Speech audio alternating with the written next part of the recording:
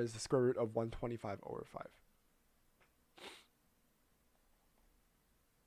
So the square root, again, you can see the square root again, of 125 over 5.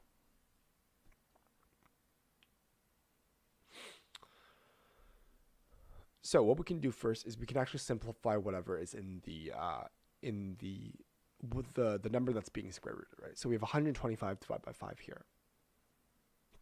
So let's do that operation first. So what's 125 over divided by 5?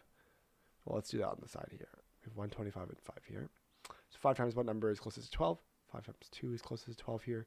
5 times 2 here is 10. 12 minus 10 here is going to be 2. Can bring down the 5 here.